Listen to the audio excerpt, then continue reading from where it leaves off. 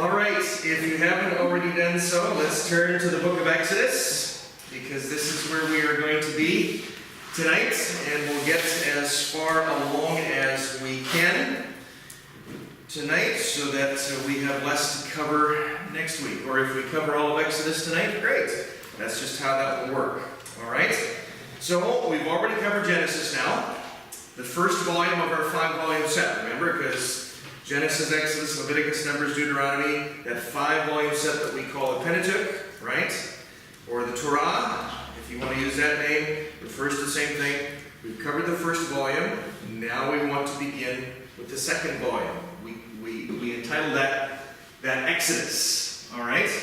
And by way of introduction, when we take a look at the book of Exodus in the Old Testament, we're talking about here a crucial event in the experience of the Israelites. So what's happening now as we go into this next book is all the focus will be on a group of people, specifically the Israelites. We've seen how they've begun. Now in Exodus, we're going to see how they develop. Okay? And it's an interesting journey as Moses records it for us, because it will be in this book that we are introduced to the birth of Moses. All right? So even though Moses has written Genesis, Exodus now becomes a little more of a, for lack of a better term, an autobiography. Because we hear about his birth, we see how he develops, and then we see how God works through Moses in this crucial part of their history. It's here in this book that we will see some of the most significant miracles that God will do in their history. For example, that one famous miracle that we often know about, the crossing of the Red Sea. It's here in Exodus where we experience that. But it won't be just that. But there'll be other encounters that God will have with his people that will declare his character, declare his nature, and declare his power. And we have some of the most significant miracles in history recorded for us in this book. Also, because we recognize again, right, the Old Testament, along with the New Testament, gives us the plan of God's redemption, right, for a sinful people. It's here in Exodus where the deliverance, okay, the deliverance of a people from bondage into freedom, that's what Exodus covers for us, is a beautiful picture or a beautiful type of the sinner's redemption from the bondage of sin. So as we would follow the story or the account of what happens in Exodus, it's a great picture of what happens when a person comes to Christ. And we'll talk a little bit further about that when we get to the end of our view into Exodus. So, Exodus, as much as it is an ancient book of the Old Testament, as much as it's only the second book of that 5-volume set, here God gives us a clear picture of what his plan is for humanity, who has rejected him, but yet what God will do for them. All right? So Exodus is a great book for us to get into. Now, as we did with Genesis, we'll also do with Exodus, where we will try to come up with a simple outline of this book. Because, as we said in Genesis, there's 50 chapters. All right? Anybody out there who is on the ball and knows how many chapters there are in Exodus? 40. Good. All right. And is that because that was on your tablet? Yes. Good. That's fine. That's a great way of working it, right? 40 chapters. So again, it's a fairly large book, okay? And so what we want to do is we want to see if we can break it down into a simple way of dealing with that book. So I would say that first of all, what we do is we take a look at the first 18 chapters and we just simply title them this, the Exodus, okay? This is the account of how God's people, as they are in bondage in Egypt, okay, will then escape from that bondage in Egypt and be free to develop as a nation. That's why we call it the Exodus, right? That's the first 18 chapters. Then, chapters 19 through 24 deal specifically with the law for the people. Now, why is this necessary? Well, let's consider it for a moment. You have a nation of people we estimate anywhere from 2 million up in population. Okay, they've been in bondage for over 400 years under successive pharaohs in Egypt. They haven't had to develop anything on their own. The Egyptians have done it for them. Now they are out of Egypt, and they are going to be developed as a nation of their own. What now do you do? How do you figure out how to get along with one another? How do you figure out how you get along with the God who has freed you from your bondage? God says we need to come up with a system that's going to help us as a nation survive. Because we're a fledgling nation. We're new. We've got to develop things that we will do for each other and with each other. So that's why it's necessary to have the law. See, unfortunately, what happens in our culture today, when we take a look at the word law, we often think of negative, right? We often think of the long arm of the law that we try to avoid, right? Here, law is being used in a positive sense, in the sense that we're looking at the development of a new nation. And with the development of this new nation, certain rules and regulations need to be applied. Of course, with this fledgling nation as well, not only do they need to learn how to get along with each other, but they also need to learn how to get along with the God who has freed them. Hence, we have the details of the tabernacle, chapters 25 through 40. That deals with, okay, how are the people, the Israelites, and God going to relate with each other? What does God require of his people? Well, this is where we get into the factors of the tabernacle. Now, when we get into chapters 19 through 40, see, chapters 1 through 18 are fairly exciting to read because it's a lot of action. We see what God does. We see what God does even with obstinate people, and we have that whole account. We start, if we're just reading Exodus from front to back, once we get into chapter 19 and we begin to trudge through to chapter 40, this is where we find it to start to get to heavy slogging in our reading. Why? Because there's a lot of detail. And because we're separated from that time period, right, because of the passing of history, we don't necessarily understand all that's in the law and all that talks about with regard to the tabernacle. We can't visualize it because there's no pictures that were taken during those days. And this gets to be heavy slogging in that reading, okay? But very important reading when we consider, again, why are those chapters there? Simply because a nation needs to know how to get along with each other, and a nation needs to know how to get along with their God. Okay? So that's why it goes into those details. And I would divide Exodus up this way. 3 simple sections. The Exodus, the law, the tabernacle. And that helps me then, when I'm reading, to kind of get an idea of where we're at in the book itself. So, some background information on this book. Let's begin with its title. Why do we call the book of Exodus, Exodus? Well, what we have to understand, first of all, is that the title for this book originated with what we call the Greek Septuagint. Okay, that's what that LXX means. Okay, it's a short form for Septuagint. Back many years ago, the Old Testament was translated into the Greek language. Why was it translated into the Greek language? Because that was the common language of the people during that day. Okay? And it was during this time when they were translating the book of Exodus from Hebrew into Greek that they came up with the title for that book, Exodus. Exodus means what? Departure or exit. Okay? So now you perhaps will never be able to look at an exit sign in a room the same way. Right? We have several exit signs in this building. Guess what? Exit means exodus or departure. And so what the Greeks did when they were doing their translating of that book, they titled it Exodus. Why? Because it's the story of the people of Israel exiting from their bondage situation in Egypt and going toward the promised land. Okay? Makes perfect sense to us when we take a look at it that way. By the way, if you go back into your Hebrew Bible, you don't have one, by the way, or probably. Does anybody have the Hebrew Bible? Okay, I have the Hebrew Bible. You'll find that the Hebrew title for the second book of the Old Testament is not the same. Okay, they title it a different name. Okay, but for our sake, we title it Exodus for the English, and the reason again why, because it represents the key event of the book.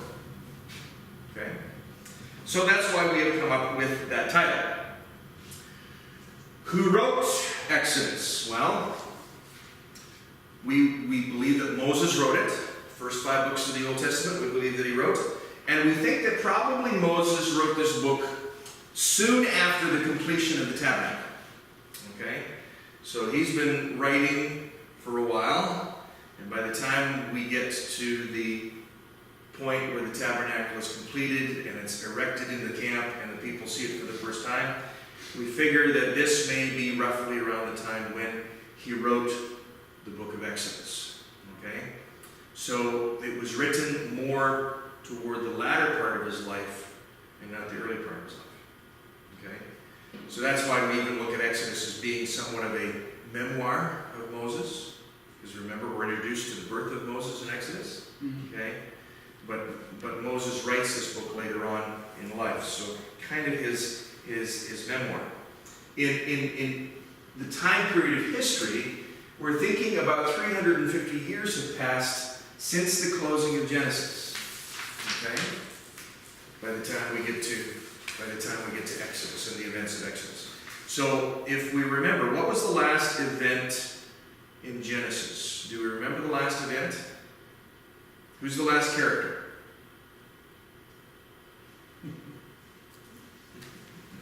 Is that where Joseph's brothers came to? Joseph's brothers come, yeah, that's right. And what's the last thing we know about Joseph by the time we get to chapter 50 of Genesis? What happens? As for all of us, if we live long enough, he passed away. Okay, all right. So, Jacob's family is preserved by Joseph. Joseph dies, okay, and then for about the next 350 years, the scriptures are silent on the history of the development of this family, on the history of the development of this people. So that by the time we get to the beginning of Exodus, some 350 years have passed, which is time enough for this family of about 70 people when they came to Egypt. Okay, it was about 70 people. It took about 350 years for them to get to the population level that they were at by the time we get to the beginning of Genesis, which again we estimate some 2 million plus people. Okay? So, now we know what's been going on for the past 350 years. They've been multiplying as people. Okay?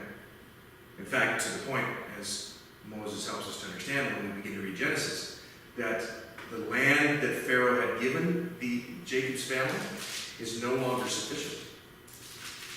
They're crowded. And something has to change. So, yeah, in that time, the nation of Israel has grown from 70 people to over 2 million people. Okay? Now, let's think about that for a moment. What does 2 million people look like? Well, when you consider the population of Saskatchewan is a little over 1 million, we're still only halfway there. Okay? So we're talking about a large group of people that would create, I think, a little bit of attention. So what would be where the people were compared to the size of Saskatchewan? What would be the difference? Oh, well, let's take a look at that. Here we have a slide with regard to that. These people lived in the land of Goshen. Right here. Here's the tributaries into the Nile Delta, and then the Nile River going down. So we're still in Egypt here. Again, this slide is a little faded, but the people of Israel are living in this area. Okay, so 1 million people in the province the size of Saskatchewan. We're spread out very well. Okay, the land of Goshen is nowhere near the size of Saskatchewan. Okay. How large the land of Goshen is, I really couldn't tell you. But it's much smaller than what we experience here. Okay? So, again, things are getting a little crowded. Okay? Now, what this also shows us is the possible route that the Israelites took and the geography that basically is covered in the book of Exodus. So we're over here in Egypt. Maybe they started out around, again, we don't really know for certain because nobody left any maps or GPSs behind to record all of that, right? But basically, as they leave Egypt, they go on a basic trajectory like this, and it's here, okay, where we estimate that they crossed the Red Sea, okay, to get over into the other part of the land. From there, they start getting into the Sinai wilderness and all the rest of that. Again, the promised land where they're going is up over here. Why didn't they just go around this way, through the wilderness of Shur? Because that would have been an easy way for them to go. But God knows that they still have to develop as a nation. That's going to take some time. So what does he do? He leads them on the path to give them the time that they're going to need to develop as a nation. Okay? As well as, we know, based on a major decision that they made and the fact that they were ready to cross into the promised land. The spies spied out the land, remember? That old Sunday school song? 12 men went to spy on Canaan. 10 were bad and 2 were good, right? Remember that old song? Okay. When they refused to enter into the promised land, as God had promised he would be with them to do so, that sin caused them then, right? Punishment and the consequences of the rebellion caused them to wander in the wilderness for another 40 years. Why? Because the journey was that long? No, because it was going to take that long for that generation to pass away. Okay?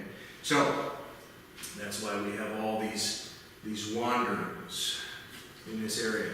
Again, they didn't cover a lot of ground, they just kept going in circles. Okay? Now, again, before we put our left boot in the stirrup of our high horse, and start thinking, wow, how silly can that be? How many times have we gone ourselves in circles, right? Because of our refusal to obey what God wants us to do, right? And then we wonder why we travel around in circles and waste a lot of time and energy. Well, with no experience of living on their own, if they went straight there. Imagine the confusion. yeah, What are we doing now? because you've got to be prepared to defend yourself, you've got to be prepared to supply yourself, you've got to be prepared to do all kinds of things. And remember, this is going to be a nation that is different from all the other nations that are in the world this time. They are to be, and God has called them to be, an example of what it means as a people to follow the one and only true God. So you're dealing with the rest of the known world at that point that has no concept of what it means to follow the only one and true God. So you're dealing with cultural diversity. You're dealing with cultural diversity and cultural conflict of a major proportion. This nation has to learn how to do this and do it well. And so, hence, there's not a lot of geography covered if we were to take a look at it in the span of how many miles there are. I mean, okay, we're all still miles people here, right? Yeah, we are. Okay, well, take a look at this scale. 0 to 75 miles, okay, is that length right there. Now, just begin to visualize putting that across that map. We're not talking about a lot of miles here. Okay? We're talking maybe 350 miles. You could drive that in a day. You could. You could. Okay? So we're not talking about a large swath of land. Okay? The geography of Exodus is contained in a small area of land. Basically, taking in the areas of what we now would call Egypt, Israel, Jordan, Lebanon. Okay? That's really all we're talking about. Questions, thoughts here? It must have been very, very crowded in Goshen. Yes, With that many people in that small amount of land. right. And then, And a big city, everybody all crowded together. right. And then what you do is you take that population of 2 million people and you begin to move them en masse. Do you think that might have created a little bit of a tension? Well, when everybody moves at a different speed. Yeah, A person in good condition with good shoes could walk that in a month. right. Right. By the way, the scriptures tell us the sandals that they had on when they left Egypt, they didn't wear out. They had a good pair of shoes. God provided for them. God provided for them. So, yeah, we're talking about some amazing phenomena here. When you take a look at 2 million plus people, plus their animals, plus their worldly possessions, I think in that area of the world it would have raised a little bit of dust. Okay? Not to mention the noise. Right? And they would have had all the things that the Egyptians gave to them. Yes. Yeah. All the animals and the bay and everything, it's just, It would be just one huge, it's like a huge cloud just moving, right? So this is a really, when you begin to think about some of the details that go with this is an astounding event. Just an astounding event that has never been forgotten. You know, as they're leaving, I would be thinking, is this really happening? Are we really doing this? Right. You know, and where are we going? Who's leading? Who's up front? Yeah. Mm-hmm. You know, it'd be exciting and scary at the same time. Right. Right. Yeah. So am I wrong in thinking that all of the people who left Goshen, none of them entered the promised land? That's right. That's right. It was the second generation that went into the promised land. Okay? And what's really interesting, we won't be able to get into it now, but we will get into it later as we continue on in our understanding of the Old Testament. What's interesting is the population numbers between the time that they rebelled against God and did not enter into the promised land, wait for that generation to pass off, the new generation to now enter into the promised land, the population difference, there isn't any. There really isn't any. Okay? They don't grow exponentially. They stay about the same level in the population. Because census is... Calculator and did that one time. Okay. Just because Yeah. Yeah. Mhm. it's hard to believe. But Yeah. Yeah. So basically it was a swap. The second generation was a swap to the first generation. Isn't it something? Yeah. When So- you consider that in 350 years they went from 70 to 2 million. Right. Mhm. Yeah. So just some amazing little tidbits that, I mean, sometimes because of our familiarity with the events of the Old Testament, we become a little jaded perhaps, and when we really begin to think about some of the details with regard to what's happening and what's going on, the number of people we're dealing with, this is an astounding event. It really is. And what is great about it is it's preserved for us in Exodus. It's preserved for us. that's where if you go back to a few sermons ago, you said we have a big God. Right. Yes, we We do. don't realize how big, Mm-hmm. eh? Mm-hmm. You see that, it's Yeah. mind blowing. Yeah. And he got them all to the promised land, which we will see as we go. So, with Exodus, there are some prominent subjects, right? As we did with Genesis, let's talk about the prominent subjects of Exodus. And first of all, we want to deal with the bondage and the oppression. That's where we are introduced. In fact, let's go to Exodus chapter 1. And in the first 4 verses, we are reminded again of Jacob and his household. Notice, now these are the names of the children of Israel who came to Egypt. Each man and his household came with Jacob. Reuben, Simeon, Levi, and Judah. Issachar, Zebulun, and Benjamin. Dan, Naphtali, Gad, and Asher. All those who were descendants of Jacob were 70 persons, for Joseph was in Egypt already. And Joseph died, all his brothers, and all that generation. But, notice the first word of verse 7. But, the children of Israel were fruitful and increased abundantly, multiplied and grew exceedingly mighty, and the land was filled with them. All right? Now, here's where we begin to see a change in situations. Now there arose a new king over Egypt who did not know Joseph. And he said to his people, look, the people of the children of Israel are more and mightier than we.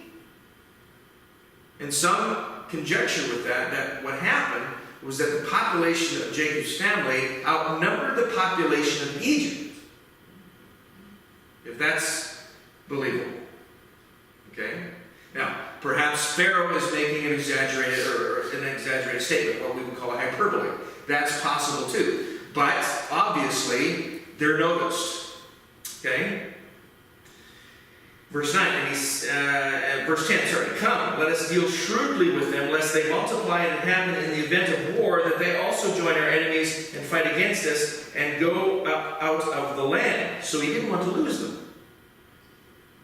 And he knew that was a possibility. Therefore, they set taskmasters over them to afflict them with their burdens, and they built for Pharaoh supply cities, Pithom and Ramses. But the more they afflicted them, the more they multiplied and grew, and they were in dread of the children of Israel. And as we go on, and this is the humorous thing that Moses shares with us as he talks about the bondage and oppression. Whatever Pharaoh and his cohorts tried to do to keep the population from increasing, it didn't work. They just continued to multiply. So the first step was to give them too much work so that they'd be too tired when they got home. Okay? That didn't work. They continued to multiply. So Pharaoh and his leaders went to the midwives who were responsible for helping the Israelite women give birth to their children and said, listen, what you need to do is you need to practice infanticide. Okay? What we want you to do is get rid of these children. Well, that didn't work either, because as they went back to the midwives, what did the midwives say to Pharaoh and his leaders? They said, we can't get to them fast enough. By the time we get there, the babies are already born. Okay? So, what's the next step? Well, Pharaoh then brings up the edict. All male Hebrew children were to be destroyed. Well, this is interesting because this is then when we are introduced to Moses, the leader of Israel. Can I ask? Yep. These midwives, were they the Jewish women or were they the They'd have been Egyptian women. Egyptian women? Yeah. So, There probably was some intermarrying between the Israelites and the Egyptians, or not? if there was, there's no record of it for us. Okay? God was pretty stern on that area. Okay? Wanting to maintain the purity of the bloodline. Okay? I wouldn't say that there wasn't any incidences of that. If there were, it is quite possible that they did not leave with the rest because of the intermarrying, if it was happening. Okay? It's here where we're introduced to Moses in this condition of where Pharaoh is saying, okay, we've got to somehow control the population of these people. And so a baby is born. His parents call him Moses. And in a great act of faith, what do they do to protect Moses? After a certain amount of time, when they realize that it's not going to be possible to keep him at home anymore. That's where we come across that account where his mother builds a basket, right? and lines it with pitch so that it will float, and places the child Moses in this basket and lets it go in the Nile River without any idea as to what's going to happen. Okay? Now, remember, when we're talking about the Nile River, we're not just talking about some quaint little meandering creek that goes through the meadow. We're talking about a river that is a major transportation system for all of the trade that is taking place. And so there's boats going up constantly, going up and down the Nile River, creating wakes and waves and all the rest of it. Not to mention the wildlife that would already be in the Nile River as well. We're not just talking about the little cute little fishies. We're talking about the crocodiles. Okay. So this isn't just a case where, yeah, we'll put them in the nice basket and a nice peaceful river. We're talking the fact that this basket could have been rocking and rolling. Okay? As he's released into the river. Again, unfortunately, the text doesn't give us the details of all of that, but as we use our sanctified imaginations, we begin to understand the gravity of what Moses' mother does. To try and protect him, she puts him in the river. Okay? And we know, of course, what happens with all of that. And Moses takes us from chapter 2 to chapter 7, and in that span of time, we see all of what Moses experiences in a span of about 80 years.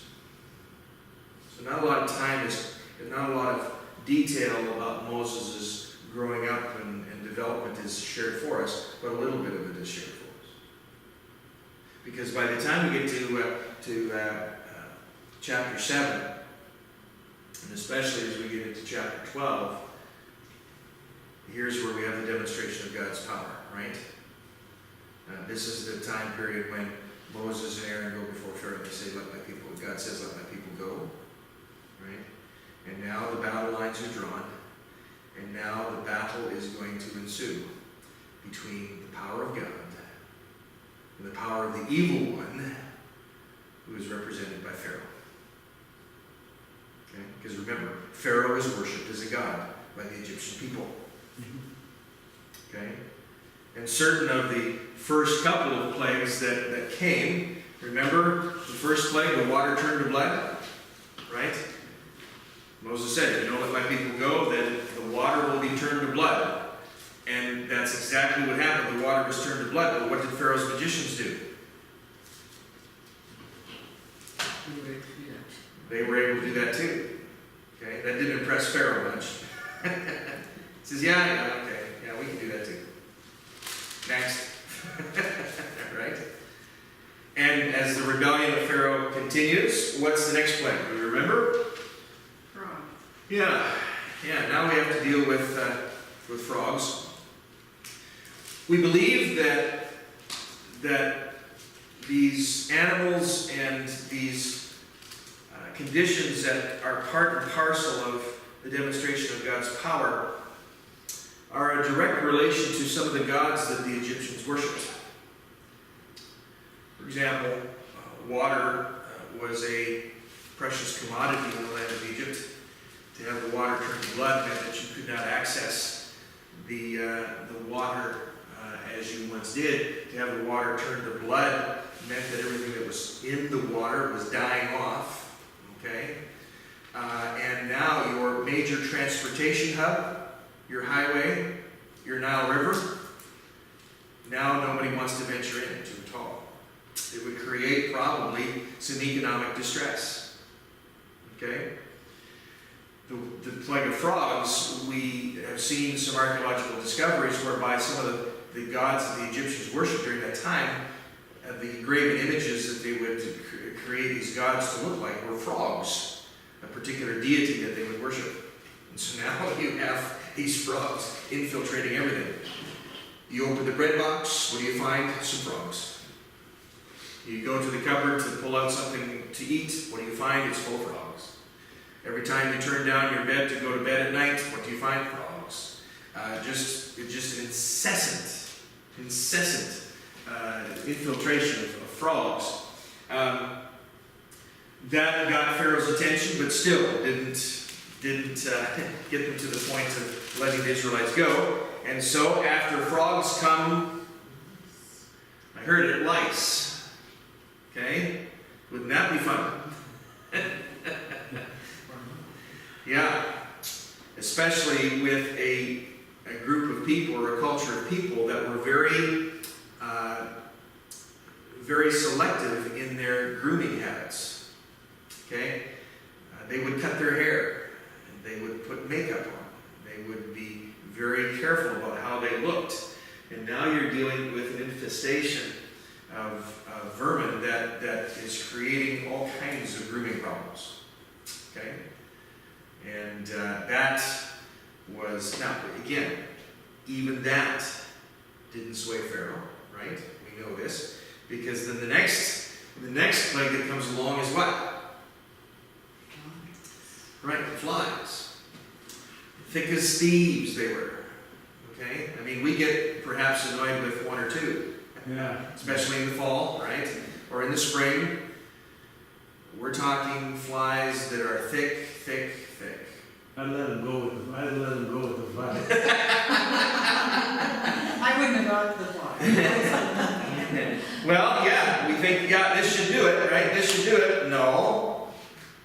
We know it didn't. And so the next thing that comes across is livestock pestilence.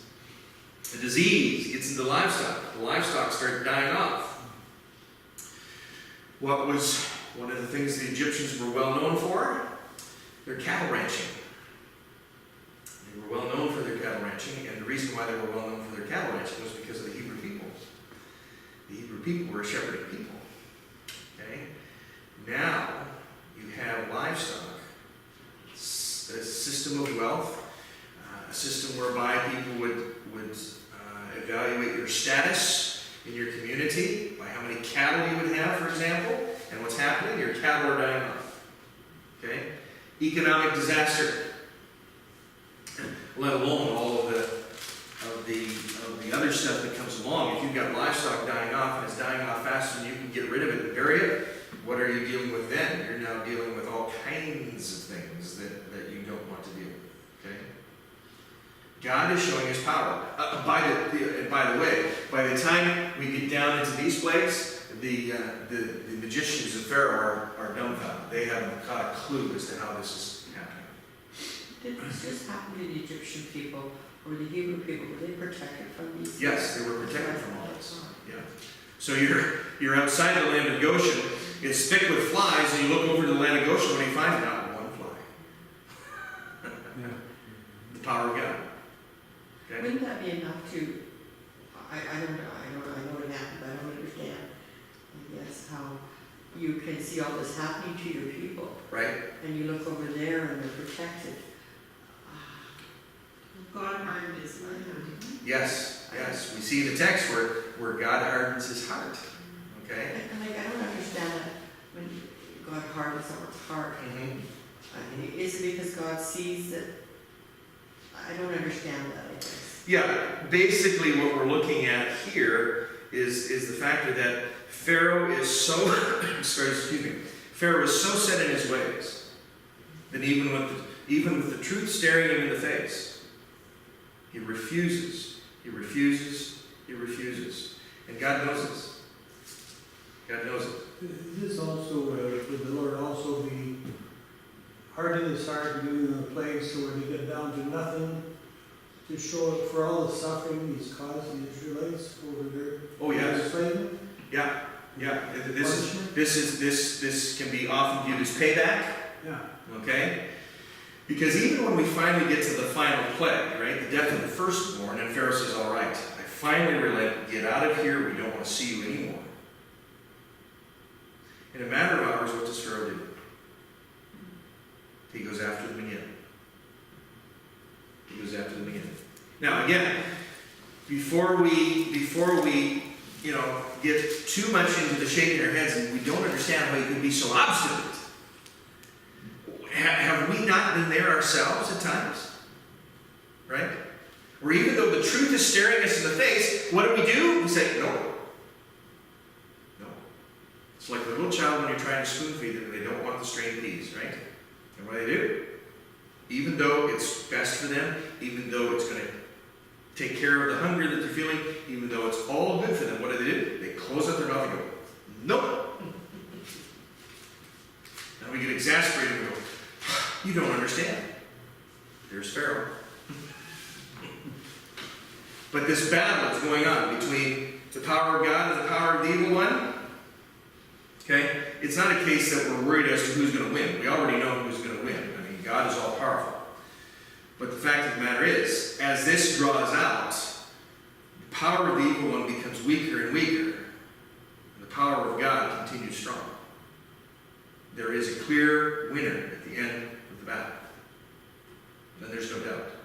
Now, this is going to be needed for two reasons. One is the Israelites, as they escape from their bondage and now go as a fledgling nation into a new area, this same God who declared his power and showed his power is the same God we follow.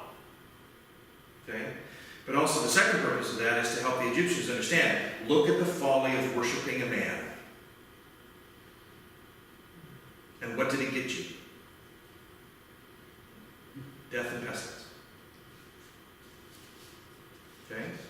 So a lot of things going on here as we work that through. After the livestock pestilence, then we have to deal with boils. See, prior to this, basically all of the plagues that we're dealing with are outside things, right? They don't really deal with our health personally. But now we get into the sixth plague, and now we're starting to deal with health issues. It's now getting a little closer to home. Now, I don't know if you've ever had to deal with boils. I had to deal with boils as a kid.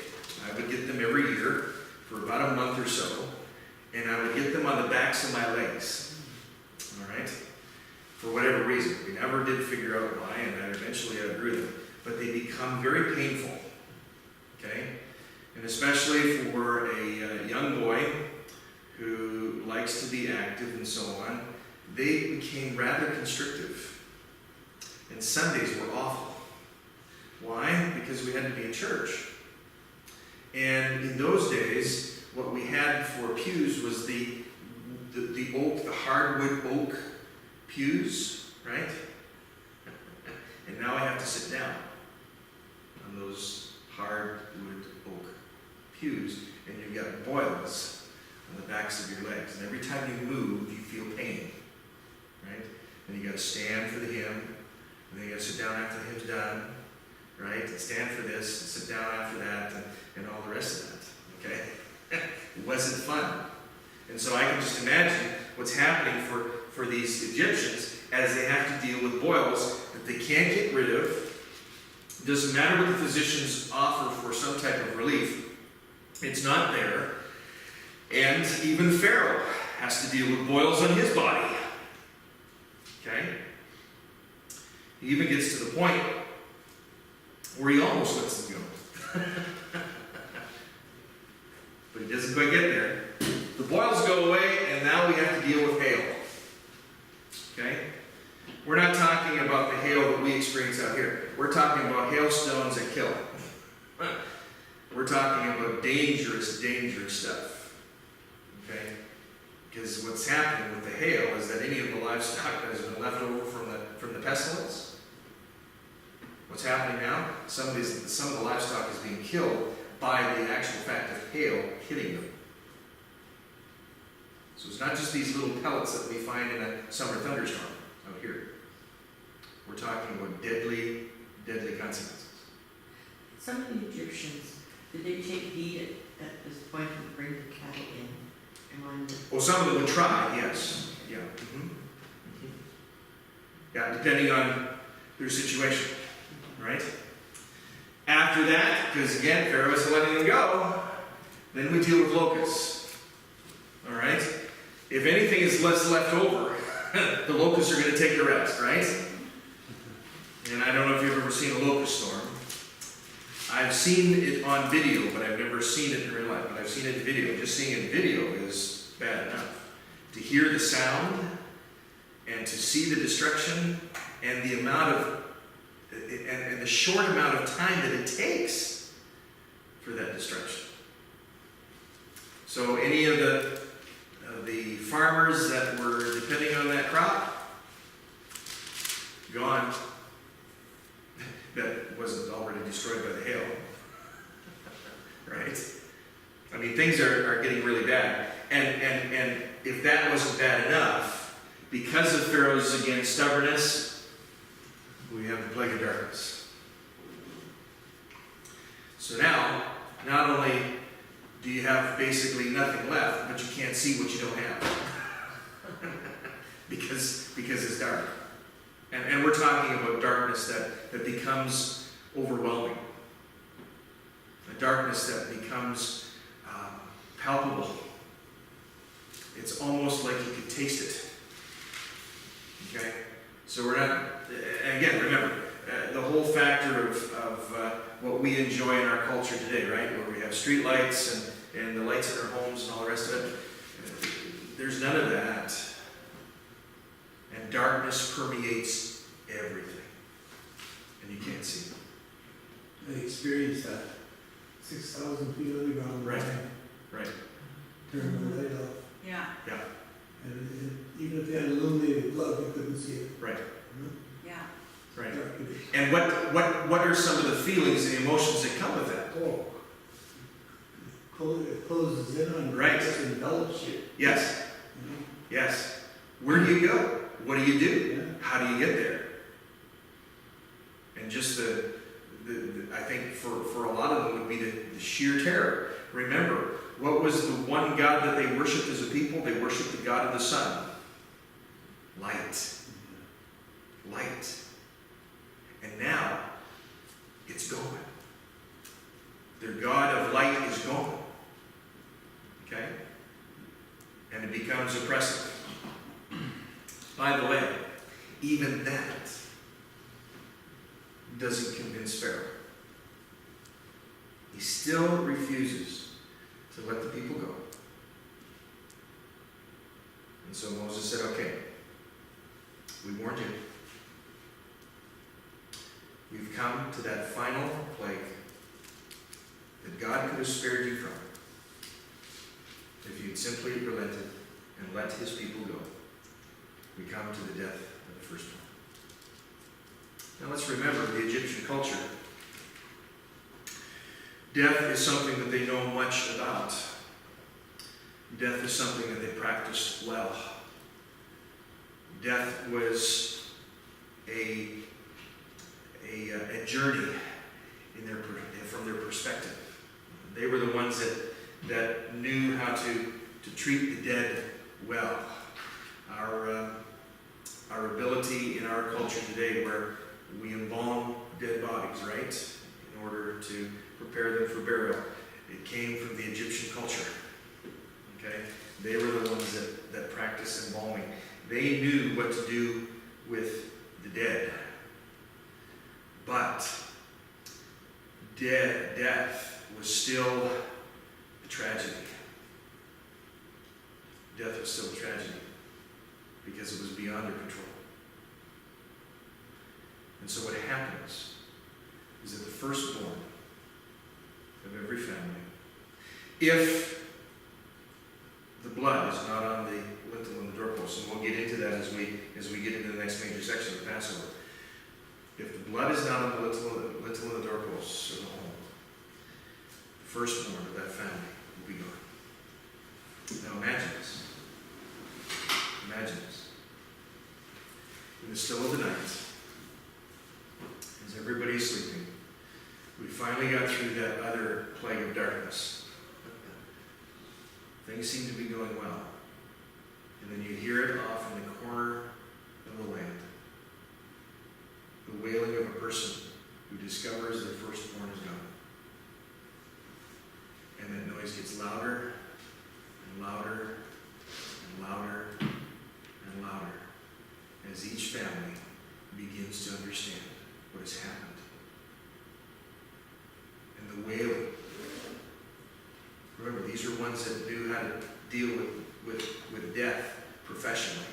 They would have their professional mourners that would be there to do the mourning that would need to take place. And now the calls are coming in, and there isn't enough people.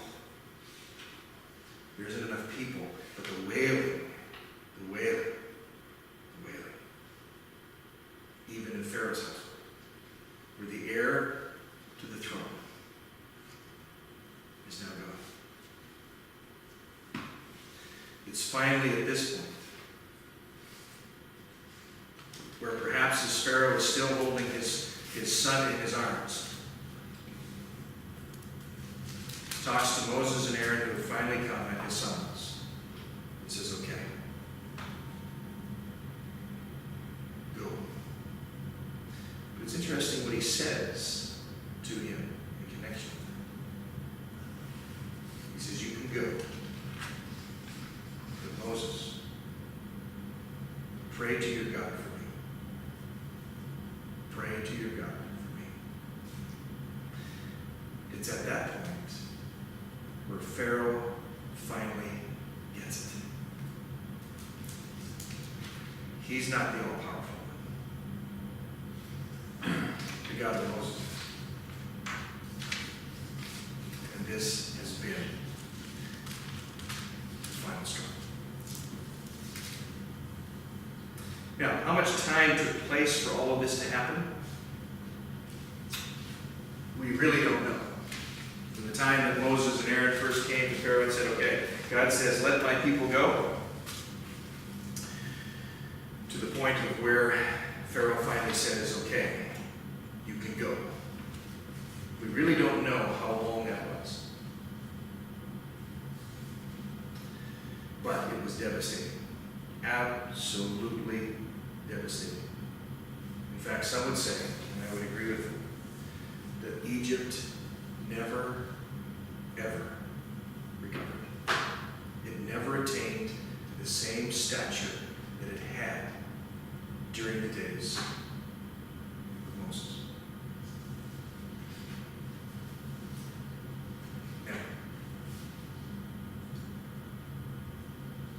amazing when you begin to consider the cost of rebellion. The cost of rebellion. Other questions, comments there?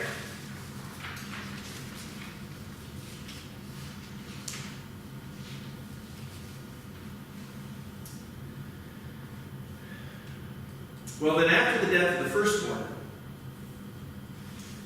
or after the demonstration of God's power, we could say, mixed into the middle of that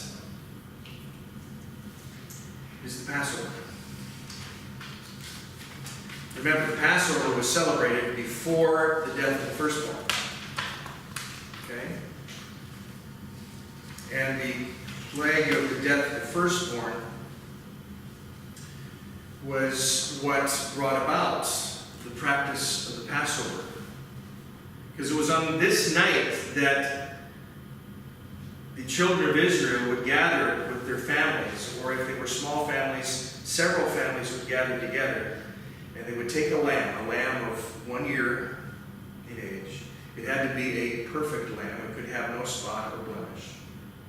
And what they would have to do is they would have to take that lamb, they would have to slaughter it, collect the blood, okay?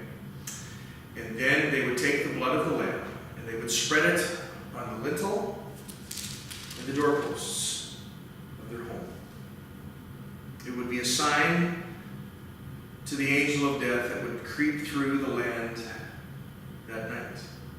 That when they would see the blood of the lamb on the doorposts and on the lintel, that angel would pass over that home. And in the midst of all of that, after they had collected the blood and spread it on the lintel and the doorpost, what they were to do is to take that lamb and they were to cook it. And that family would eat all of it if they could. They couldn't leave anything left over. Why? Because remember, they're not going to be staying there. They're going to be leaving. That's why they were to eat the Passover meal standing. Not seated. Standing. Why? Because they have to be ready to go. They were to eat unleavened bread at this Passover. Why? Because you're not staying. You're getting ready to go. And this would be the inaugural Passover meal that God would instruct his people now to celebrate once a year, every year, for the purpose of what? Remembering what God did. In fact, as God gives the instructions to Moses as to what they're to do, one of the reasons, or one of the things that God says to Moses to tell the people is, when your children ask you, why do we celebrate this? Why do we eat this meal? You will tell them, because this is a remembrance of God freeing us from our bondage. And how did he do it? By the blood of the Lamb. Another clue. Another clue. The redemptive plan of God. Who was it that said, behold the Lamb of God who takes away the sin of the world? Who was it who said that? John the Baptist. The one who would prepare the way of the Lord. And as soon as John the Baptist said, behold the Lamb of God who takes away the sin of the world, as soon as he said Lamb of God, what did those people think of? Passover. They got the connection. Just like that. So God, in Exodus chapter 12, notice the 12s of the Pentateuch. Okay? In Genesis chapter 12, we are introduced to Abraham, the father of the Israelites. Exodus chapter 12, we are introduced to the Passover, the redemptive plan of God. Okay? It will be through the blood of the Lamb that redemption will take place. And it did for the Israelites that night. Every home that had the blood, they were passed over. They were passed over. And so we see that integration, that beginning of this redemptive plan becoming more clear. Haven't got all the details yet, but the Passover really begins to paint the picture for us. Well, we have to leave it there. And so that's what we'll do. And when we get together again, we'll talk about the next prominent subject of Exodus. We already have it pictured over here. It's the Red Sea deliverance and the wilderness journey. Imagine 2 million plus people crossing the Red Sea. Has some details and some ramifications of its own. We'll pick up on it when we get together next week. Let's pray. Father, again, thank you for your word, the opportunity to read it, the opportunity to understand it. Thank you for the redemptive plan that was introduced to us even back in the first and second books of the Old Testament. As we understand, cause us to be grateful. We would pray it in Jesus' name.